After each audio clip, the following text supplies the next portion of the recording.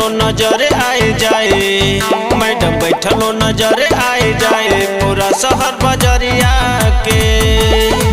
ओ madam बैठलो नजर आए जाए पूरा शहर बजरिया के।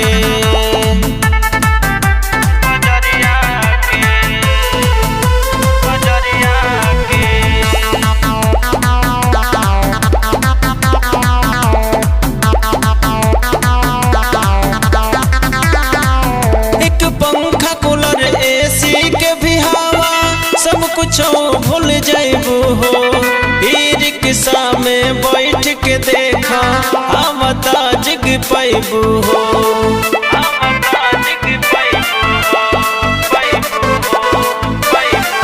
एक पंखा कूलर एसी के भी हवा सब कुछ भूल जाइबू हो, रिक्शा में बैठ के देखा हम ताजिग पैबू हो।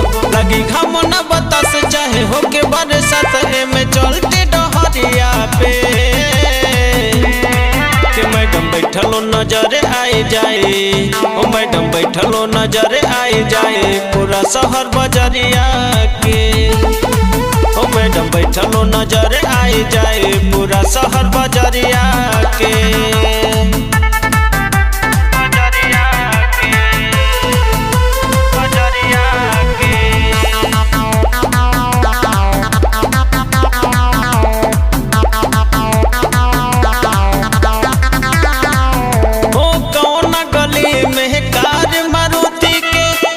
के ना बात रहुई कौआ सेवा में ए मैडम इहे टेम्पुआ साथ रही।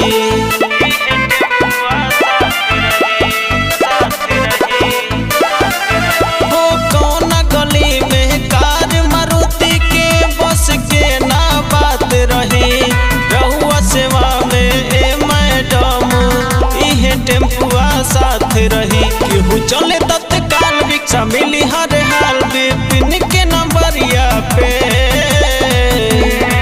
कि मैडम बैठलो नजर आए जाए, मैडम बैठलो नजर आए जाए पूरा शहर बजरिया के। ओ मैडम बैठलो नजर आए जाए पूरा शहर बजरिया